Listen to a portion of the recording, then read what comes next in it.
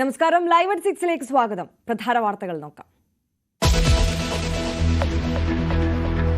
പശ്ചിമേഷ്യ വീണ്ടും സമാധാനത്തിലേക്ക്. ഗാസയിൽ വെടിനിർത്തൽ കരാർ പ്രാബല്യത്തിൽ. ഇസ്രയേൽ വഴങ്ങിയത് മോചിപ്പിക്കുന്നവരുടെ പട്ടിക ഹമാസ് പുറത്തുവിട്ടതോടെ അവസാനമാകുന്നത് 15 മാസം നീണ്ട യുദ്ധത്തിന്.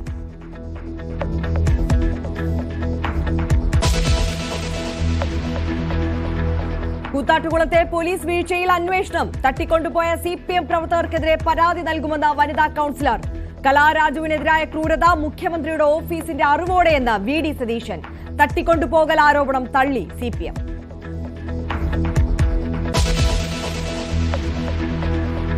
CPM ലീഡർഷിപ്പ് ഹൈജാക്ക് ചെയ്യപ്പെടുന്നു എന്നുള്ളതാണ്. പ്രത്യേകിച്ചും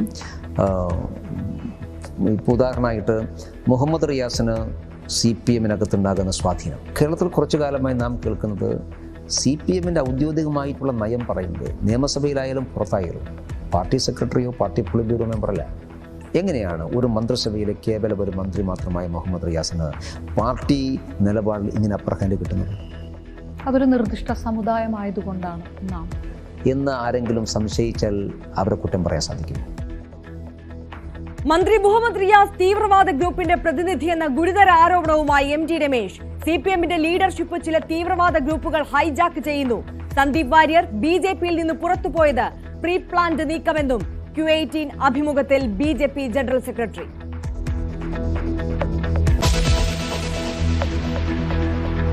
താമരശ്ശേരിയിലെ അതിക്രൂര കൊലപാതകത്തിന്റെ നടുക്കം മാറാതെ നാട്.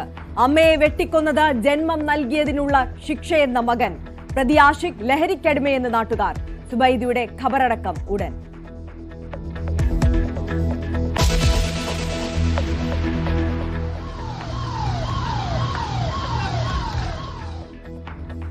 മഹാകുംഭമേളയ്ക്കിടെ വൻ തീപിടുത്തം. അപകടം ഗ്യാസ് സിലിണ്ടർ പൊട്ടിത്തെറിച്ച്. തീർത്ഥാടകരുടെ ടെന്റിലേക്ക് തീ പടർന്നു. തീയണയ്ക്കാൻ ശ്രമം തുടരുന്നു.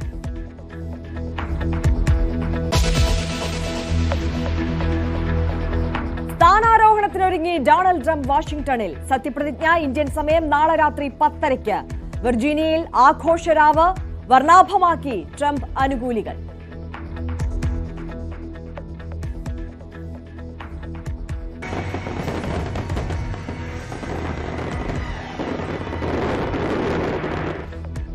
വാഷിംഗ്ടണിൽ പ്രതിഷേധമുയർത്തി ട്രംപ് വിരുദ്ധർ.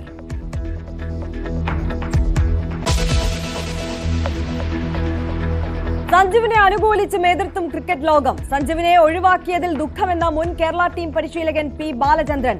സാഹചര്യം സൃഷ്ടിച്ചത് സഞ്ജു തന്നെയെന്ന് ക്രിക്കറ്റ് നിരീക്ഷകൻ ഡോക്ടർ N. അജിത് കുമാർ. സഞ്ജുവിനെ തഴഞ്ഞതിൽ സൈബർ ലോകത്തും പ്രതിഷേധം.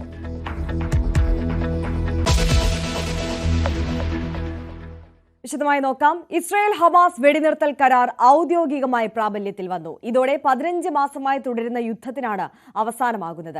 ഹമാസ് മോചിപ്പിക്കുന്ന ആദ്യത്തെ 3 ബന്ദികളുടെ പേരുകൾ നൽകി. ഇവരെ വൈകുന്നേരത്തോടെ മോചിപ്പിക്കും. മോചിപ്പിക്കുന്നവരുടെ പട്ടിക ഹമാസ് യഥാസമയം പുറത്തുവിട്ടിട്ടില്ലെന്ന് കാണിച്ച് ഇസ്രായേൽ കരാറിൽ നിന്ന് പിൻവാങ്ങുമെന്ന ആശങ്ക വന്നെങ്കിലും അവസാന നിമിഷം ഇത് പരിഹരിക്കാനായി. കരാർ പ്രാബല്യത്തിൽ വന്നതിന് തൊട്ടു പിന്നാലെ ഇസ്രായേൽ ദേശീയ സുരക്ഷാ മന്ത്രി രാജിവെച്ചു. വിവരങ്ങളുമായി ഇന്റർനാഷണൽ ഡെസ്കിൽ നിന്നും കിരൺ ബാബു നമുക്കൊപ്പം ചേരുകയാണ്. കിരൺ, ഗാസയിൽ നിന്ന് കഴിഞ്ഞ 15 മാസമായി നമ്മൾ കേട്ടുകൊണ്ടിരിക്കുന്നത് വളരെ അതീവ ദുഃഖകരമായ വാർത്തകളാണ്. അതിനൊരു അറുതി വരാൻ പോകുന്നു, സമാധാനം അവിടെ പുലരാൻ പോകുന്നു എന്നുള്ള പ്രതീക്ഷയിലാണ് ലോകമെമ്പാടുമുള്ള ആളുകളുള്ളത്.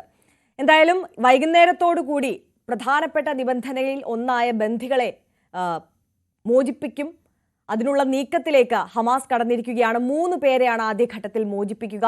അത് എപ്പോഴത്തേക്കുണ്ടാകും? അവരുടെ പേര് വിവരങ്ങൾ നേരത്തെ തന്നെ ഹമാസ് പുറത്തുവിട്ടിരുന്നല്ലോ. വിശദാംശങ്ങൾ എങ്ങനെയാണ്? ആര്യ, ഇന്ത്യൻ സമയം 7 മണിയോടുകൂടിയാണ് 3 ബന്ദികളെ ആദ്യഘട്ടം എന്ന നിലയിൽ മോചിപ്പിക്കുന്നത്.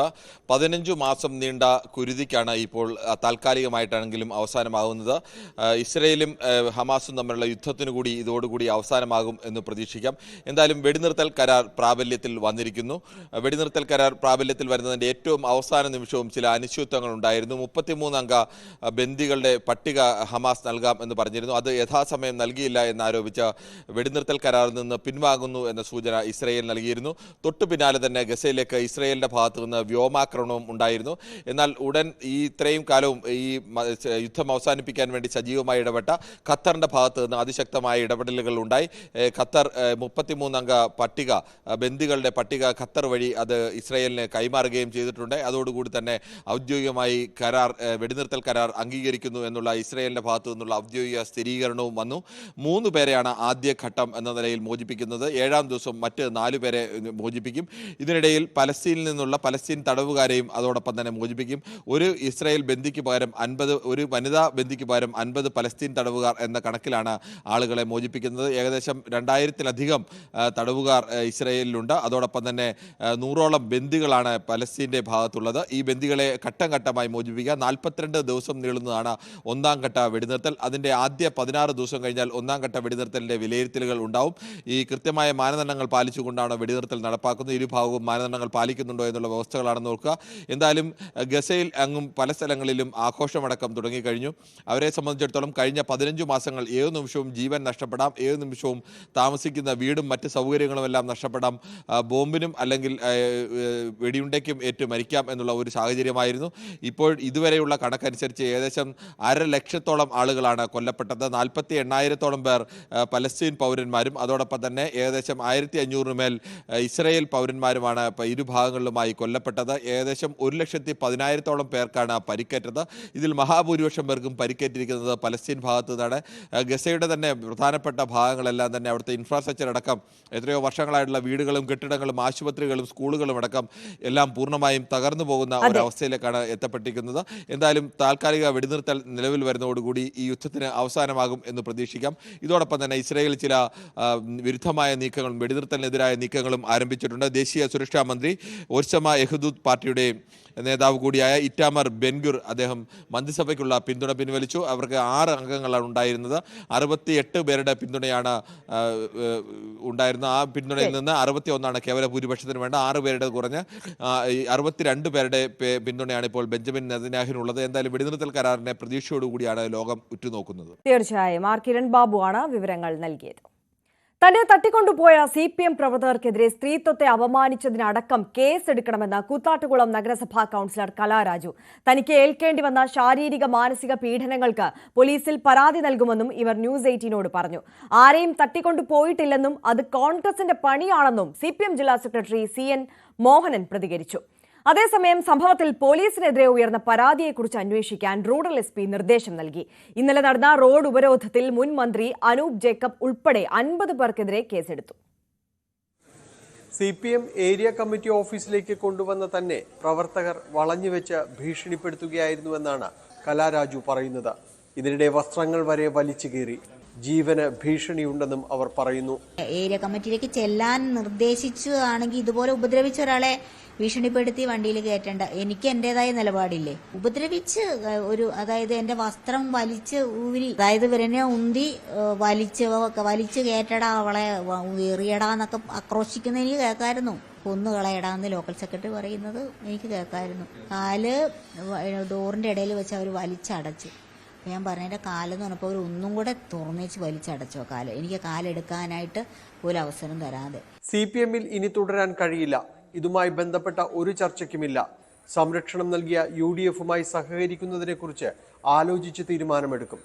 അതേസമയം ഇതിൽ CPMന് ഒരു ബന്ധവുമില്ല എന്നാണ് ജില്ലാ സെക്രട്ടറി CN മോഹനൻ പറയുന്നത്. കോൺഗ്രസും UDFുമാണ് പ്രശ്നങ്ങൾ ഉണ്ടാക്കിയത്. അരിവാൾ ചുറ്റിയ നഷ്ടത്തിൽ മത്സരിച്ച് ജയിച്ച പാർട്ടി ബ്രാഞ്ച് സെക്രട്ടറി ആയിട്ടുള്ള ഒരു സഖാവിനെ CPM അല്ല തട്ടിക്കൊണ്ടുപോയത് കോൺഗ്രസ് അല്ലേ. ക്രിമിനലുകളാണ് കലാരാജുവിനെ ഉപദ്രവിച്ചതെന്നും അതിൽ LDFന് പങ്കില്ലെന്നുമാണ് CPM area secretary PB Ratheesh പറയുന്നത്. കലയെ ബലം പ്രയോഗിച്ച് പാർട്ടി ഓഫീസിലേക്ക് കൊണ്ടുപോയതല്ല. LDFന്റെ 13 ജനപ്രതിനിധികളും അവിശ്വാസ പ്രമേയ ചർച്ചയിൽ നിന്ന് വിട്ടുനിൽക്കുക എന്ന തീരുമാനം എടുത്തതിന്റെ ഭാഗമായി പോകാൻ ശ്രമിക്കുമ്പോഴാണ് അവിടെ തടിച്ചുകൂടിയ പെഹോ MLA അനൂപ് ജേക്കബിന്റെ നേതൃത്വത്തിലുള്ള സംഘം കൗൺസിലർമാരെ ആക്രമിക്കുന്നത്, വനിതാ കൗൺസിലർമാരെ ആക്രമിക്കുന്നത്. അപ്പൊ അതാണ് അവിടെ രാവിലെ സംഘർഷം ഉണ്ടാവാൻ കാരണം. അതേസമയം അക്രമ സംഭവങ്ങളിൽ പോലീസ് കൂട്ടുനിന്നു എന്ന പരാതിയിൽ അഡീഷണൽ SP-യോട് അന്വേഷിച്ച് റിപ്പോർട്ട് നൽകാൻ എറണാകുളം റൂറൽ SP വൈഭവ് സക്സേന നിർദ്ദേശം നൽകി. ന്യൂസ് 18 കൊച്ചി. കൂത്താട്ടുകുളത്ത് കൗൺസിലറെ തട്ടിക്കൊണ്ടുപോകാൻ ഡിവൈഎസ്പി സഹായിച്ചുവെന്ന ആരോപണത്തിൽ റിപ്പോർട്ട് തേടിയതായി റൂറൽ എസ്പി വൈഭവ് സക്സേന. വീഴ്ചയുണ്ടെങ്കിൽ ശക്തമായ നടപടിയുണ്ടാകും. കേസിൽ അറസ്റ്റ് ഉണ്ടാകുമെന്നും എസ്പി പറഞ്ഞു. കൂത്താട്ടുകുളത്തെ കൗൺസിലർ കലാരാജുവിനോട് കാണിച്ചത് ക്രൂരതയെന്ന് പ്രതിപക്ഷ നേതാവ് വി.ഡി. സതീശൻ. മുഖ്യമന്ത്രിയുടെ ഓഫീസിന്റെ അറിവോടുകൂടിയാണ് ക്രൂരത. നാണം കെട്ട പാർട്ടിയും നാണം കെട്ട പോലീസുമാണ്. പോലീസുകാർ എന്തിനാണ് കാക്കിയിട്ട് നടക്കുന്നതെന്നും വി.ഡി. സതീശൻ ചോദിച്ചു. കലാരാജുവിനെ ആക്രമിച്ചത് CPMന്റെ മാഫിയ പ്രവർത്തനം മറച്ചുവെക്കാനെന്ന് മാത്യു കുഴൽനാടൻ. ഒരു വനിത ആക്രമിക്കപ്പെട്ടിട്ടും CPM വനിതാ നേതാക്കൾ ഒന്നും മിണ്ടിയിട്ടില്ല. മാഫിയ രാഷ്ട്രീയത്തിന്റെ ഇരയാണ് കലാരാജുവെന്നും മന്ത്രി വീണ ജോർജും ശ്രീമതി ടീച്ചറും ഉൾപ്പെടെയുള്ളവർ മറുപടി പറയണമെന്നും മാത്യു കുഴൽനാടൻ പറഞ്ഞു. മന്ത്രി P.A. മുഹമ്മദ് റിയാസ് തീവ്രവാദ ഗ്രൂപ്പിന്റെ പ്രതിനിധിയെന്ന് MT രമേശ്. CPMന്റെ ലീഡർഷിപ്പ് ചില തീവ്രവാദ ഗ്രൂപ്പുകൾ ഹൈജാക്ക് ചെയ്യുന്നു എന്നതിന്റെ തെളിവാണ് റിയാസിന്റെ പാർട്ടിയിലെ അപ്രമാദിത്വം. ഭൂരിപക്ഷത്തെ വേദനിപ്പിക്കുന്ന പരാമർശങ്ങളും മുഖ്യമന്ത്രിയും CPM നേതാക്കളും നടത്തുന്നതിന്റെ പിന്നിൽ മുഹമ്മദ് റിയാസ് ആണെന്നും BJP ജനറൽ സെക്രട്ടറി ആരോപിച്ചു. പിണറായി വിജയനല്ല ഇപ്പോൾ പാർട്ടിയിൽ കാര്യങ്ങൾ തീരുമാനിക്കുന്നത്. അടുത്ത മുഖ്യമന്ത്രി സ്ഥാനാർത്ഥിയായി മുഹമ്മദ് റിയാസിനെ ഉയർത്തിക്കാട്ടുന്നതും ഒരു സമുദായത്തിന്റെ താൽപര്യത്തിന് വേണ്ടിയാണെന്നും MT രമേശ് ആരോപിച്ചു. ന്യൂസ് 18 Q18 റിയാസിനെതിരെ MT രമേശിന്റെ കടുത്ത പരാമർശം. ഈഴവ സമുദായം BJPയിലേക്ക് കൂടുതൽ പോകുന്നത് തിരിച്ചറിഞ്ഞുകൊണ്ടുള്ള CPM ചില നീക്കങ്ങൾ നടത്തുന്നു എന്നുള്ളൊരു വിലയിരുത്തലൊക്കെ ഉണ്ട്. അത് BJP എങ്ങനെയാണ്? ന്യൂനപക്ഷ പ്രീണനം എന്ന് പറയുന്നതിനേക്കാൾ കുറച്ചുകൂടി ശരി, ചില തീവ്രവാദ ഗ്രൂപ്പുകളുമായിട്ട് വഴിവിട്ട ബന്ധവും സഹായവും CPMനുണ്ടായിരുന്നു. ഒരു ഘട്ടത്തിൽ CPMനെ അവരാണ് നിയന്ത്രിക്കുന്നത് എന്ന് പോലും വന്നിരുന്നു. പ്രത്യേകിച്ചും CPMനകത്തെ ചില പുതിയ നേതാക്കന്മാരുടെ ഉദയം, അവർക്ക് പ്രത്യേക പരിരക്ഷ കിട്ടുന്നു, അവർ പാർട്ടി കമ്മിറ്റിയേക്കാൾ മേലെയാകുന്നു, പാർട്ടി സെക്രട്ടറിയേക്കാൾ മേലെയാകുന്നു, എങ്ങനെയൊക്കെയുള്ള ആക്ഷേപങ്ങളുമൊക്കെ ആ പാർട്ടിക്കകത്ത് തന്നെ ഉയർന്നു വന്നിട്ടുള്ളത് നമ്മൾ വെളിയിൽ അറിഞ്ഞിട്ടുള്ളതാണ്. CPM ലീഡർഷിപ്പ് ഹൈജാക്ക് ചെയ്യപ്പെടുന്നു എന്നുള്ളതാണ്. പ്രത്യേകിച്ചും ഇപ്പോൾ ഉദാഹരണമായിട്ട് മുഹമ്മദ് റിയാസിന് CPMനകത്തുണ്ടാകുന്ന സ്വാധീനം. കേരളത്തിൽ കുറച്ചു കാലമായി നാം കേൾക്കുന്നത് CPMന്റെ ഔദ്യോഗികമായിട്ടുള്ള നയം പറയുന്നത് നിയമസഭയിലായാലും പുറത്തായാലും പാർട്ടി സെക്രട്ടറിയോ പാർട്ടി പൊളിറ്റ് ബ്യൂറോ മെമ്പറല്ല. എങ്ങനെയാണ് ഒരു മന്ത്രിസഭയിലെ കേവലം ഒരു മന്ത്രി മാത്രമായ മുഹമ്മദ് റിയാസിന് പാർട്ടി നിലപാടിൽ ഇങ്ങനെ അപ്പർ ഹാൻഡ് കിട്ടുന്നത്? അതൊരു നിർദ്ദിഷ്ട സമുദായമായതുകൊണ്ടാണ് എന്ന് ആരെങ്കിലും സംശയിച്ചാൽ അവരെ കുറ്റം പറയാൻ സാധിക്കുമോ?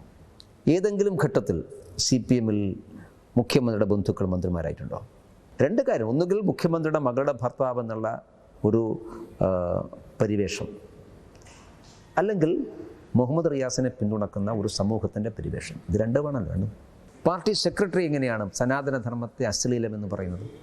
അപ്പോൾ അത് വളരെ പർപ്പസ്ഫുള്ളി ഭൂരിപക്ഷ സമൂഹത്തിൻ്റെ വികാരങ്ങൾ വ്രണപ്പെടട്ടെ എന്ന് വിചാരിച്ചുകൊണ്ട് തന്നെയാണ്. ഏറ്റവും കൂടുതൽ ഹിന്ദുക്കൾ വോട്ട് ചെയ്തത് CPMനാണ്. ആ CPM ഇങ്ങനെ നിലപാടെടുക്കണമെങ്കിൽ അതിന് പിറകിൽ എന്തെങ്കിലും കാരണമുണ്ടാവില്ലേ? ഞാൻ ആ കാരണത്തിലേക്കാണ് നിങ്ങൾ ശ്രദ്ധ ക്ഷണിച്ചത്. ആളുകൾ അടക്കം പറയുന്നു മുഹമ്മദ് റിയാസാണ് അടുത്ത CPMന്റെ മുഖ്യമന്ത്രി. അതുകൊണ്ടാണ് ഞാൻ പറഞ്ഞത്, അത് വളരെ ബോധപൂർവം കേരളത്തിൽ ചില താല്പര്യങ്ങളെ പുറത്ത് സൃഷ്ടിക്കുകയാണ്. CPM എന്ന് പറയുന്ന പാർട്ടിയെ ചില നിക്ഷിപ്ത താല്പര്യക്കാരും ചില ശക്തികളും ഹൈജാക്ക് ചെയ്തിരിക്കുന്നു എന്നുള്ളത് ഒരു വസ്തുതയാണ്. സന്ദീപ് വാര്യർ BJPയിൽ നിന്ന് പുറത്തുപോയത് പ്രീ പ്ലാൻഡ് നീക്കമായിരുന്നുവെന്ന് MT രമേശ്. പരിഹരിക്കാൻ പറ്റാത്ത ഒരു പ്രശ്നവും ഉണ്ടായിരുന്നില്ല. തക്ക സമയം നേരത്തെ നോക്കിവെച്ച് പോകാൻ കാരണമുണ്ടാക്കുകയായിരുന്നുവെന്നും അതിനു പിറകിലെ ശരിയായ കാരണം പതിയെ പുറത്തുവരുമെന്നും MT രമേശ് പറഞ്ഞു. ന്യൂസ് 18 Q18 MT രമേശിന്റെ പ്രതികരണം. ഇതിനിടയിൽ സന്ദീപ് വാര്യർ എപ്പിസോഡ് ഉണ്ടായി. കുറച്ചും കൂടെ അവധാനതയോടുകൂടി അത് ഡീൽ ചെയ്യാൻ സംസ്ഥാന നേതൃത്വത്തിന് കഴിഞ്ഞില്ല. പ്രത്യേകിച്ച് ഒരു തെരഞ്ഞെടുപ്പ് തലയിൽ മുകളിൽ നിൽക്കുന്ന സമയത്ത് അങ്ങനെ ഒരു വിലയിരുത്തലൊക്കെ വളരെ രാഷ്ട്രീയമായിട്ട് പുറത്തുനിന്ന് വന്നില്ലേ ആ സമയത്ത്? അല്ല, പല പരിശ്രമങ്ങൾ നടത്തിയിട്ടുണ്ട്. ഒന്ന്, ഒരു പാർട്ടിയിൽ പ്രവർത്തിക്കുമ്പോൾ പ്രവർത്തകന്മാർക്ക് പ്രയാസങ്ങളും ബുദ്ധിമുട്ടുകളും ഉണ്ടാവും. അത് പക്ഷെ ചർച്ച ചെയ്ത് പരിഹരിച്ച് മുമ്പോട്ട് പോവുക എന്നുള്ളതാണ് വേണ്ടത്. പാർട്ടിയുടെ പല ആളുകളും സന്ദീപ് വാര്യരുടെ ഇടപെടാനും സംസാരിക്കാനും ഒക്കെ പരിശ്രമിച്ചിട്ടുണ്ടായിരുന്നു. പക്ഷേ അദ്ദേഹം അതിനൊന്നും വഴങ്ങിയിട്ടില്ല എന്നാണ് ഞാൻ മനസ്സിലാക്കുന്നത്. അതൊരു പ്രീ പ്ലാൻഡ് ആയിരുന്നു. BJP വിടുക എന്നുള്ളതൊരു പ്രീ പ്ലാൻഡ് ആയിരുന്നു. അതൊരു സന്ദർഭം നോക്കി നിൽക്കുകയായിരുന്നു എന്നാണ് അതിനുശേഷം വിലയിരുത്തുമ്പോൾ എനിക്ക് ബോധ്യമായുള്ളൂ. അല്ലെങ്കിൽ പരിഹരിക്കാൻ പറ്റാത്ത ഒരു പ്രശ്നവും, സന്ദീപ് ഉന്നയിച്ചിട്ടുള്ളൊരു പ്രശ്നവും പരിഹരിക്കാൻ പറ്റാത്ത പ്രശ്നമായിരുന്നില്ല. വളരെ വളരെ വളരെ ചെറിയൊരു പ്രശ്നമായിരുന്നു. അപ്പോൾ അതിൻ്റെ പുറത്ത് ഒരാൾ പാർട്ടി വിടുക എന്ന് പറയുന്നത് നമുക്കങ്ങനെ ചിന്തിക്കാൻ പോലും കഴിയാത്ത സാഹചര്യമാണ്. അപ്പം നേരത്തെ പ്രീ പ്ലാൻഡ് ആയിരുന്നു. ഒരു ടൈം എന്നുള്ളത് അദ്ദേഹം നേരത്തെ ഫിക്സ് ചെയ്തിട്ടുണ്ടായിരുന്നു. അത് ആ ടൈം എത്തിയപ്പോൾ അദ്ദേഹം കാരണങ്ങൾ ഉണ്ടാക്കി പോയി എന്നാണ് ഞാൻ മനസ്സിലാക്കുന്നത്. ഈ അഭിമുഖത്തിന്റെ പൂർണ്ണരൂപം കാണാം ഇന്ന് രാത്രി 9 മണിക്ക് ന്യൂസ് 18 കേരളത്തിൽ. മറ്റു വാർത്തകളിലേക്ക്. ബ്രൂവറി ഭൂഗർഭജലം ഊറ്റിയെടുക്കുന്നതിനു വേണ്ടിയുള്ള പദ്ധതിയെന്ന് വി ഡി സതീശൻ. അധികൃതരെ പറ്റിച്ചാണ് ഭൂമി വാങ്ങിയതെന്നും ആവശ്യത്തിന് വെള്ളമില്ലാത്ത പാലക്കാട് എവിടെ നിന്നാണ് ഈ കമ്പനിക്ക് വേണ്ടി വെള്ളം കൊടുക്കാൻ പോകുന്നതെന്നും വി ഡി സതീശൻ ചോദിച്ചു. കമ്പനിയുടെ ഫയൽ 3 മാസം രഹസ്യമായി വെച്ചു. സംശയനിഴലിലുള്ള കമ്പനിക്ക് അനുമതി നൽകിയതിന് പിന്നിൽ അഴിമതിയാണെന്നും സതീശൻ ആരോപിച്ചു. KPCC രാഷ്ട്രീയകാര്യ സമിതി യോഗം പുരോഗമിക്കുന്നു. ഇന്ദിരാഭവനിൽ AICC പ്രതിനിധികളുടെ സാന്നിധ്യത്തിലാണ് രാഷ്ട്രീയകാര്യ സമിതി യോഗം ചേരുന്നത്. അതേസമയം കഴിഞ്ഞ ആഴ്ച രാഷ്ട്രീയ സമിതി യോഗം മാറ്റിവെച്ചത് യാദൃച്ഛികമായിട്ടെന്ന് ദീപാദാസ് മുൻഷി പ്രതികരിച്ചു. അതിൽ മറ്റ് ആശയക്കുഴപ്പങ്ങളൊന്നുമില്ലെന്നും മാധ്യമങ്ങളുടെ ചോദ്യത്തോട് അവർ പറഞ്ഞു. പുനഃസംഘടനാ വിഷയവും PV അൻവറിന്റെ UDF പ്രവേശനവും മുഖ്യമന്ത്രി സ്ഥാനാർത്ഥി ആരെന്നതിനെ ചൊല്ലിയുണ്ടായ തർക്കവും വയനാട് DCC ട്രഷററുടെ ആത്മഹത്യയെ തുടർന്നുണ്ടായ വിവാദങ്ങളും യോഗത്തിൽ ഇടം പിടിക്കുമെന്നാണ് സൂചന. താമരശ്ശേരി പുതുപ്പാടിയിൽ മയക്കുമരുന്നിന് അടിമയായ മകൻ വെട്ടിക്കൊന്ന സുബൈദയുടെ സംസ്കാരം ഇന്ന് നടക്കും. കോഴിക്കോട് മെഡിക്കൽ കോളേജിൽ നിന്നും പോസ്റ്റ്മോർട്ടം നടപടികൾ പൂർത്തീകരിച്ച് മൃതദേഹം അടിവാരത്തെ വീട്ടിലെത്തിച്ചു. വീട്ടിലെ പൊതുദർശനത്തിന് ശേഷം അടിവാരം ടൗൺ ജുമാ മസ്ജിദിലാണ് ഖബറടക്കം. ജന്മം നൽകിയതിന്റെ ശിക്ഷ നടപ്പാക്കി എന്നായിരുന്നു കിടപ്പ് രോഗിയായ അമ്മയെ വെട്ടിക്കൊന്ന ശേഷം മകൻ പ്രതികരിച്ചത്. സ്വത്ത് വിൽക്കാൻ സമ്മതിക്കാത്തതിനാലാണ് ലഹരിക്കടിമയായ ആഷിഖ് കൊല നടത്താൻ കാരണമെന്ന് പോലീസ് പറയുന്നു. പ്രതിയെ കുന്നമംഗലം മജിസ്ട്രേറ്റിന് മുന്നിൽ ഹാജരാക്കിയ ശേഷം റിമാൻഡ് ചെയ്തു. പത്തനംതിട്ട ഓമല്ലൂരിൽ പുഴയിൽ കുളിക്കാനിറങ്ങിയ 2 വിദ്യാർത്ഥികൾ മുങ്ങി മരിച്ചു. ഓമല്ലൂർ ആര്യഭാരതി സ്കൂളിലെ 10ാം ക്ലാസ് വിദ്യാർത്ഥികളാണ് മരിച്ചത്. പുഴയിൽ കുളിക്കാൻ ഇറങ്ങിയ ഇവർ ഒഴുക്കിൽപ്പെടുകയായിരുന്നു. ഫയർഫോഴ്സ് സംഘം സ്ഥലത്തെത്തി മൃതദേഹങ്ങൾ പുറത്തെടുത്തു.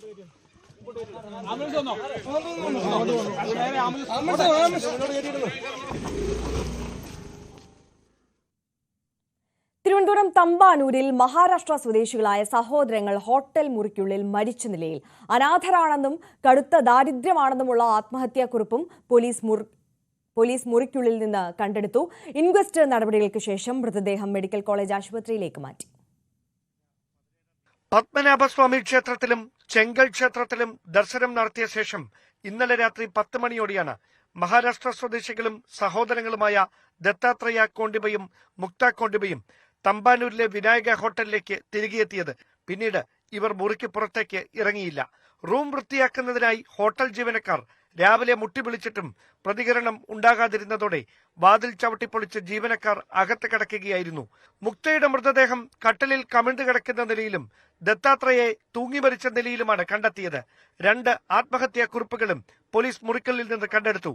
അച്ഛനും അമ്മയും ഇല്ലെന്നും അനാഥരാണെന്നും കടുത്ത ദാരിദ്ര്യത്തിലൂടെയാണ് കടന്നു പോകുന്നതെന്നും മൃതദേഹം ബന്ധുക്കൾക്ക് വിട്ടുകൊടുക്കരുതെന്നും ആത്മഹത്യാക്കുറിപ്പിൽ ഇരുവരും പരാമർശിച്ചിട്ടുണ്ട്.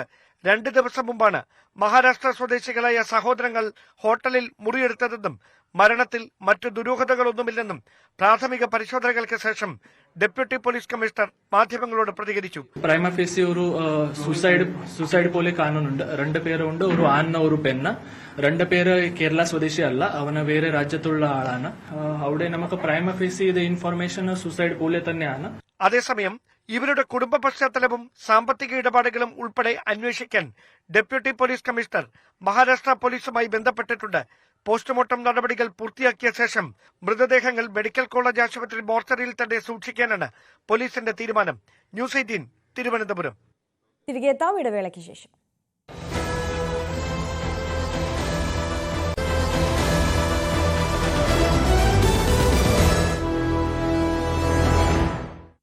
വാർത്തകളിലേക്ക്. ഉത്തർപ്രദേശിലെ പ്രയാഗ്രാജിൽ നടക്കുന്ന മഹാകുംഭമേളയ്ക്കിടെ വൻ തീപിടുത്തം. തീർത്ഥാടകർ താമസിക്കുന്ന ടെന്റിലാണ് തീപിടുത്തമുണ്ടായത്. പാചകവാതക സിലിണ്ടർ പൊട്ടിത്തെറിച്ചാണ് തീ പടർന്നത് എന്നാണ് പ്രാഥമിക നിഗമനം. ആളപായം ഇതുവരെ റിപ്പോർട്ട് ചെയ്തിട്ടില്ല.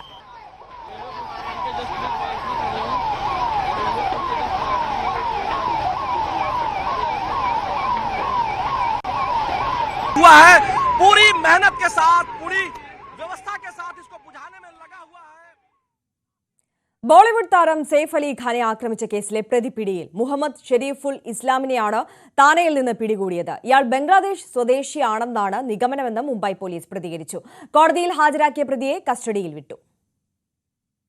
മുംബൈ പോലീസിനെ വട്ടം കറക്കിയ സെയ്ഫ് അലി ഖാൻ ആക്രമണക്കേസിലെ പ്രതി ഒടുവിൽ പിടിയിൽ. പ്രതിയെ പിടികൂടാൻ വൈകുന്നതിൽ സർക്കാരിനെതിരെയും പോലീസിനെതിരെയും വിമർശനം ശക്തമാകുമ്പോഴാണ് ആക്രമണം നടന്ന് 70 മണിക്കൂർ പിന്നിടുമ്പോഴുള്ള അറസ്റ്റ്. താനെയിലെ ഹിരാനന്ദാനി എസ്റ്റേറ്റിന് സമീപത്തുനിന്ന് ശനിയാഴ്ച അർദ്ധരാത്രിയാണ് മുഹമ്മദ് ഷെരീഫുൽ ഇസ്ലാമിനെ മുംബൈ പോലീസ് പിടികൂടിയത്. 5 മാസം മുമ്പ് ബംഗ്ലാദേശിൽ നിന്ന് മുംബൈയിലെത്തിയ ഇയാൾ വിജയ്ദാസ് എന്ന വ്യാജ പേരാണ് ഉപയോഗിച്ചിരുന്നത്. മോഷണം തന്നെയായിരുന്നു ലക്ഷ്യം. അതിക്രമിച്ചു കയറിയത് സെയ്ഫ് അലി ഖാന്റെ വീടാണെന്ന് അറിയില്ലായിരുന്നുവെന്നും ഇയാൾക്ക് ക്രിമിനൽ പശ്ചാത്തലമില്ലെന്നും പോലീസ് പ്രതികരിച്ചു. आरोपी का नाम मोहम्मद शरीफुल इस्लाम शहजाद है। ये समझ में आया है कि ये आरोपी चोरी के इरादे से उस घर में उसने एंटर किया था। बांग्लादेशी ओरिजिन का है ऐसा हमारा डाउट है। पिछले 5-6 महीने पहले मुंबई आया है ऐसा पता चला है। हाउसकीपिंग एजेंसी में काम करता है। ആദ്യ 2 ദിവസവും ഒരു തുമ്പുമില്ലാതിരുന്ന അന്വേഷണത്തിൽ ദാദറിലെ മൊബൈൽ കടയിൽ നിന്ന് ലഭിച്ച പ്രതിയുടെ CCTV ദൃശ്യങ്ങളാണ് നിർണായകമായത്. തുടർന്ന് നടത്തിയ അന്വേഷണത്തിൽ ഇയാളുടെ താമസ സ്ഥലം കണ്ടെത്തുകയും ഒപ്പം താമസിക്കുന്നവർ നൽകിയ വിവരങ്ങളുടെ കൂടി അടിസ്ഥാനത്തിൽ പ്രതിയിലേക്ക് എത്തുകയുമായിരുന്നു. National desk, news 18. അരവിന്ദ് കെജ്രിവാളിന്റെ നേരെയുണ്ടായ കല്ലേറ് ഡൽഹി നിയമസഭാ തെരഞ്ഞെടുപ്പിൽ പ്രചാരണ വിഷയമാക്കി ആം ആദ്മി പാർട്ടി. ആക്രമണം നടത്തിയ 2 പേരുടെ ചിത്രങ്ങൾ പുറത്തുവിട്ട മുഖ്യമന്ത്രി അതിഷി ഇരുവർക്കും BJP സ്ഥാനാർത്ഥി പർവേഷ് വർമ്മയുമായി അടുത്ത ബന്ധമുണ്ടെന്നും ആരോപിച്ചു. എന്നാൽ കെജ്രിവാളിനെതിരെ പ്രതിഷേധിച്ചവരെ വാഹനമിടിച്ച് കൊലപ്പെടുത്താൻ ശ്രമിച്ചുവെന്ന ആരോപണവുമായി BJPയും രംഗത്ത് വന്നു. ന്യൂഡൽഹിയിൽ നിന്ന് വീണ്ടും ജനവിധി തേടുന്ന അരവിന്ദ് കെജ്രിവാൾ മണ്ഡലത്തിൽ പര്യടനം നടത്തുന്നതിനിടെ ഇന്നലെ വൈകിട്ടായിരുന്നു ആക്രമണം. കെജ്രിവാളിന്റെ വാഹനം തടഞ്ഞ് BJP പ്രവർത്തകർ പ്രതിഷേധിക്കുന്നതിനിടെയാണ് കാറിന് നേരെ കല്ലേറുണ്ടായത്. കാറിന് മുകളിൽ കല്ല് പതിക്കുന്ന ദൃശ്യങ്ങൾ പുറത്തുവിട്ട ആം ആദ്മി പാർട്ടി വിഷയം ചർച്ചയാക്കുകയാണ്. സംഘത്തിലുണ്ടായിരുന്ന ഷങ്കി, രോഹിത് ത്യാഗി എന്നിവർ ന്യൂഡൽഹിയിലെ സ്ഥാനാർത്ഥി പർവേഷ് വർമ്മയ്ക്കൊപ്പമുള്ള ഫോട്ടോ മുഖ്യമന്ത്രി അതിഷി വാർത്താസമ്മേളനത്തിൽ പുറത്തുവിട്ടു. ക്രിമിനൽ കേസുകളിൽ പ്രതികളായ ഇരുവരും കേജ്രിവാളിനെ ആക്രമിക്കുക എന്ന ലക്ഷ്യത്തോടെയാണ് എത്തിയതെന്നും അതിഷി ആരോപിച്ചു. इस शख्स का नाम है शंकी, प्रवेश वर्मा जी के साथ पाए जाते हैं। उनके प्रचार में प्रवेश वर्मा जी के साथ लगे रहते हैं। एक हार्डकोर क्रिमिनल बैकग्राउंड का व्यक्ति है। इनका नाम है रोहित त्यागी, ये भी हार्डन्ड क्रिमिनल है. എന്നാൽ യുവാക്കളെ കേജ്രിവാളിന്റെ വാഹനമിടിച്ചെന്ന മറുവാദമുയർത്തുകയാണ് BJP. യുവാക്കളെ കണ്ടപ്പോൾ ഡ്രൈവർ ബ്രേക്ക് ചവിട്ടിയെങ്കിലും കാർ മുന്നോട്ടെടുക്കാൻ കേജ്രിവാൾ നിർദ്ദേശിക്കുകയായിരുന്നു. അപകടത്തിൽ ഒരു പ്രവർത്തകന് പരിക്കേറ്റതായും BJP സ്ഥാനാർത്ഥി പർവേഷ് വർമ്മ പ്രതികരിച്ചു. News desk, news 18. അമേരിക്കൻ പ്രസിഡന്റായി ചുമതലയേൽക്കുന്നതിന്റെ ഭാഗമായി ഡൊണാൾഡ് ട്രംപ് വാഷിംഗ്ടണിൽ എത്തി. സത്യപ്രതിജ്ഞാ ചടങ്ങുകൾക്ക് മുന്നോടിയായുള്ള ആഘോഷങ്ങൾ വെർജീനിയയിൽ നടന്നു. 4 വർഷം മുൻപ് പരാജയം അംഗീകരിക്കാതെ നിരാശനായി ക്യാപിറ്റോൾ വിടേണ്ടി വന്ന ട്രംപിന് ഇത് വിജയകരമായ തിരിച്ചുവരവ് കൂടിയാണ്.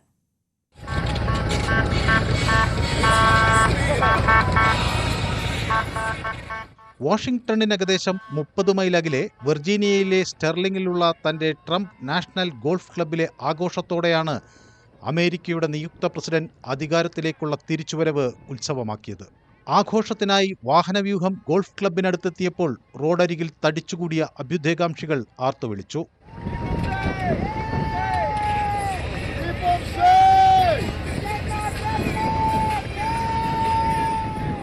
വിർജീനിയ ഗവർണർ ഗ്ലെൻ യങ്കിൻ, ആമസോൺ സ്ഥാപകൻ ജെഫ് ബെസോസ് തുടങ്ങിയവർ അഭിനന്ദനങ്ങളുമായി എത്തി. ട്രംപ് ജനക്കൂട്ടത്തെ അഭിസംബോധന ചെയ്തു. ഗസയിൽ വെടിനിർത്തൽ കരാർ യാഥാർത്ഥ്യമാക്കുന്നതിന് സഹായം നൽകിയ തന്റെ മിഡിൽ ഈസ്റ്റ് ദൂതൻ സ്റ്റീവ് വിറ്റ്കോഫിനെ പ്രശംസിച്ചു.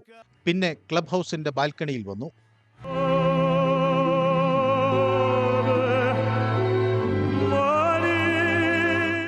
വെടിക്കെട്ടും ടെനർ ക്രിസ്റ്റഫർ മച്ചിയോയുടെ പ്രകടനവും കണ്ട് അതിഥികൾ ആഘോഷത്തിൽ പങ്കുചേർന്നു. ഫ്ലോറിഡയിലെ വെസ്റ്റ് പാം ബീച്ചിൽ നിന്ന് ഭാര്യ മെലാനിയ ട്രംപും മകൻ ബാരോണിനും ഒപ്പം special air mission 47 US military C-32 വിമാനത്തിലാണ് ട്രംപ് വാഷിംഗ്ടണിലേക്ക് തിരിച്ചത്. നിയുക്ത പ്രസിഡന്റ് നഗരത്തിലെത്തുന്നതിന് മുൻപ് തന്നെ നേരിയ മഞ്ഞുവീഴ്ച ആരംഭിച്ചു. രാവിലെ തന്നെ പ്രതിഷേധക്കാരുടെ കൂട്ടവും തെരുവിലേക്ക് ഇറങ്ങാൻ തുടങ്ങി. സ്ത്രീകളുടെ ആവശ്യങ്ങൾ, വംശീയനീതി തുടങ്ങിയ വിഷയങ്ങൾ ഉയർത്തിയായിരുന്നു പ്രതിഷേധം. റിപ്പബ്ലിക്കൻ ട്രംപിന്റെ 2ാം ടേം ഭരണഘടനാ അവകാശങ്ങൾക്ക് ഭീഷണിയാകുമെന്നും നടപ്പിലാക്കാനിരിക്കുന്ന നയങ്ങൾക്കെതിരെ അണിനിരക്കുമെന്നും പ്രതിഷേധക്കാർ. ഇന്ന് ട്രംപ് ആർലിംഗ്ടൺ ദേശീയ സെമിത്തേരിയിൽ പുഷ്പചക്രം സമർപ്പിക്കും. പിന്നീട് വാഷിംഗ്ടണിലെ ക്യാപിറ്റൽ 1 അരീനയിൽ നടക്കുന്ന റാലിയിൽ പങ്കെടുക്കും. റാലിക്കു ശേഷം ഒരു സ്വകാര്യ അത്താഴ വിരുന്നിന് പോകും. News desk, news 18. Champions trophy ടീമിൽ ഇടം നേടാതിരുന്ന സഞ്ജുവിനെ അനുകൂലിച്ചും എതിർത്തും ക്രിക്കറ്റ് ലോകം. സഞ്ജുവിനെ ഒഴിവാക്കിയതിൽ ദുഃഖമെന്ന് മുൻ കേരള ടീം പരിശീലകൻ പി ബാലചന്ദ്രൻ പറഞ്ഞു. സാഹചര്യം സൃഷ്ടിച്ചത് സഞ്ജു തന്നെ എന്നായിരുന്നു ക്രിക്കറ്റ് നിരീക്ഷകൻ ഡോക്ടർ എൻ അജിത് കുമാർ അഭിപ്രായപ്പെട്ടത്. സഞ്ജുവിനെ തഴഞ്ഞതിൽ സൈബർ ലോകത്ത് പ്രതിഷേധം ശക്തമാണ്. കേരള ക്രിക്കറ്റ് അസോസിയേഷനും സഞ്ജു സാംസണും തമ്മിലുള്ള ബന്ധം അത്ര ഊഷ്മളമല്ലെന്ന് തെളിയിക്കുന്നതാണ് നിലവിലെ സാഹചര്യങ്ങൾ. ഒരു ടൂർണമെന്റിൽ പങ്കെടുക്കാൻ കഴിയില്ലെങ്കിൽ അത് അസോസിയേഷനെ അറിയിക്കണമെന്നിരിക്കെ KCAയുമായി ബന്ധപ്പെടാൻ പോലും സഞ്ജു തയ്യാറായില്ലെന്നാണ് വ്യക്തമാകുന്നത്. വിജയ് ഹസാരെ ടൂർണമെന്റിന് തൊട്ടുമുമ്പാണ് സഞ്ജുവും അസോസിയേഷനും തമ്മിലുള്ള ഭിന്നത മറനീക്കി പുറത്തുവന്നതെങ്കിലും നാളുകളായി ഈ അഭിപ്രായ വ്യത്യാസം നിലനിന്നിരുന്നു. 1996 നാഗർകോവിൽ നടക്കേണ്ട തമിഴ്നാടിനെതിരായ രഞ്ജി മത്സരത്തിൽ കളിക്കാൻ തയ്യാറല്ലെന്ന് Kerala team captain KN Ananthapadmanabhan നിലപാടെടുക്കുന്നു. തമിഴ്നാട്ടുകാരൻ PB ആനന്ദിനെ ടീമിലെടുത്തിലുള്ള പ്രതിഷേധമായിരുന്നു കാരണം. ക്യാപ്റ്റനായതുകൊണ്ടോ ഇന്ത്യയിലെ മികച്ച സ്പിന്നർമാരിൽ ഒരാളായതുകൊണ്ടോ അനന്തപത്മനാഭനെതിരെ നടപടിയെടുക്കാൻ കേരള ക്രിക്കറ്റ് അസോസിയേഷൻ മടിച്ചില്ല. ഒരു മത്സരത്തിൽ നിന്ന് വിലക്കാനായിരുന്നു തീരുമാനം. ക്ഷമാപണം രേഖാമൂലം അറിയിച്ചതോടെ ഒരു മത്സരത്തിലെ ഫീ പിഴയായി ചുമത്തി പ്രശ്നം പരിഹാരമായി. താരങ്ങളും അസോസിയേഷനും കൊമ്പുകോർക്കുന്നത് ക്രിക്കറ്റ് ചരിത്രത്തിൽ ആദ്യമല്ലെന്ന് ചുരുക്കം. വിജയ് ഹസാരെ ടൂർണമെന്റിൽ കളിക്കാത്തതുകൊണ്ടാണ് സഞ്ജുവിന് ഇന്ത്യൻ ടീമിൽ അവസരം ലഭിക്കാത്തതെന്ന വാദം തെറ്റാണ്. എന്നാൽ വിജയ് ഹസാരയിൽ പങ്കെടുത്ത മികച്ച പ്രകടനം കാഴ്ചവെച്ചിരുന്നുവെങ്കിൽ സഞ്ജുവിന് സ്ഥാനം ഉറപ്പായിരുന്നു. KCAയുമായുള്ള ആശയവിനിമയത്തിലെ പോരായ്മയാണ് സഞ്ജുവിനെ ഇപ്പോഴുള്ള വിവാദങ്ങളിലേക്ക് നയിച്ചത്. വിജയ് ഹസാരെ ടൂർണമെന്റിലുള്ള ടീം സെലക്ഷൻ സമയത്ത് സഞ്ജു കേരള ടീം മാനേജ്മെന്റുമായി ബന്ധപ്പെടാനായി ശ്രമിച്ചില്ല. KCA അയച്ച മെയിലിന് മറുപടിയായിട്ടാണ് ക്യാമ്പിൽ പങ്കെടുക്കാനുണ്ടാവില്ലെന്ന് ഒറ്റവരിയിൽ ഇമെയിൽ അയക്കുന്നത്. സാധ്യതാ പട്ടികയിലുള്ള 30 താരങ്ങളെ ഉൾപ്പെടുത്തി വയനാട് കൃഷ്ണഗിരി സ്റ്റേഡിയത്തിൽ ത്രിദിന ക്യാമ്പാണ് കേരള ടീം നിശ്ചയിച്ചിരുന്നത്. ക്യാപ്റ്റനാകേണ്ട സഞ്ജു ഇല്ലെന്ന മറുപടി വന്നതോടെ യുവതാരങ്ങൾക്ക് പ്രാമുഖ്യം നൽകി സെലക്ടർമാർ ടീമിനെ തെരഞ്ഞെടുത്തു. ഒരു ടൂർണമെന്റിൽ കളിക്കാൻ സന്നദ്ധനല്ലെങ്കിൽ വ്യക്തമായ കാരണം അസോസിയേഷനെ അറിയിക്കേണ്ട ബാധ്യതയും കളിക്കാരനുണ്ട്. അവിടെയും സഞ്ജുവിന് വീഴ്ച പറ്റി. ഈ സമയം ദുബായിൽ അവധി സമയം ചെലവിട്ട സഞ്ജു വിജയ് ഹസാരെ ടൂർണമെന്റ് തുടങ്ങിയ ശേഷമാണ് വീണ്ടും KCAയുമായി ബന്ധപ്പെടുന്നത്. കളിക്കാൻ തയ്യാറാണെന്ന് സഞ്ജു അറിയിച്ചെങ്കിലും തെറ്റായ കീഴ്വഴക്കം സൃഷ്ടിക്കുമെന്ന നിലപാടെടുത്തു KCA. യുവതാരങ്ങൾക്ക് മാതൃകയാകേണ്ട ക്യാപ്റ്റൻ തോന്നുംപടി ടീമിലേക്ക് വരുന്നതിനെ KCA എതിർത്തു. ഗ്രൂപ്പിൽ 5ാം സ്ഥാനത്തായി ക്വാർട്ടർ കാണാതെ പുറത്തായപ്പോഴും കേരള ടീമിൽ സഞ്ജു എത്താത്തതിന് കാരണം ഇതാണ്. ക്രിക്കറ്റ് അസോസിയേഷനുമായുള്ള അഭിപ്രായ ഭിന്നത അതിവേഗം പരിഹരിക്കേണ്ടതുണ്ട് സഞ്ജുവിന്. ദേശീയ ടീമിലില്ലാത്തപ്പോൾ ആഭ്യന്തര മത്സരങ്ങളിൽ കളിക്കണമെന്ന് സീനിയർ താരങ്ങൾക്ക് പോലും BCCI കർശന നിർദ്ദേശം നൽകുന്ന സാഹചര്യവുമുണ്ട്. ചാമ്പ്യൻസ് ട്രോഫിക്കുള്ള ഇന്ത്യൻ ടീമിൽ ഉൾപ്പെടാത്തതാണ് വിവാദങ്ങൾക്ക് കാരണമെന്നിരിക്കെ സഞ്ജുവിന്റെ സാധ്യത അവസാനിച്ചിട്ടില്ലെന്നാണ് വിവരങ്ങൾ. 15-അംഗ ടീമിനെയാണ് പ്രഖ്യാപിച്ചതെങ്കിലും ആദ്യ റിസർവ് താരം സഞ്ജു തന്നെയെന്നാണ് BCCI നൽകുന്ന സൂചന. Sports desk, news 18. നോക്കാം ഇനി ഇന്നത്തെ സ്വർണം വെള്ളി നിരക്കുകൾ. കവിത ഗോൾഡ് ആൻഡ് ഡയമണ്ട്സ് ഇന്നത്തെ സ്വർണം വെള്ളി നിരക്കുകൾ നിങ്ങൾക്കായി സമർപ്പിക്കുന്നത് Kavitha gold and diamonds. Choose your special. സ്വർണം 22 ക്യാരറ്റ് ഗ്രാമിന് 7400 രൂപ, പവന് 59,200 രൂപ. സ്വർണം 18 ക്യാരറ്റ് ഗ്രാമിന് 6140 രൂപ, പവന് 49,120 രൂപ. വെള്ളി ഗ്രാമിന് 99 രൂപ, കിലോഗ്രാമിന് 99,000 രൂപ. കവിത ഗോൾഡ് ആൻഡ് ഡയമണ്ട്സ് ഇന്നത്തെ സ്വർണം വെള്ളി നിരക്കുകൾ നിങ്ങൾക്കായി സമർപ്പിക്കുന്നത് Kavitha gold and diamonds. Choose your special. Live at 6 പൂർണ്ണമാകുന്നു. ഇടവേളയ്ക്ക് ശേഷം കാണാം. സകലമാന കേരളം ദിൽനെ എത്തും. നമസ്കാരം.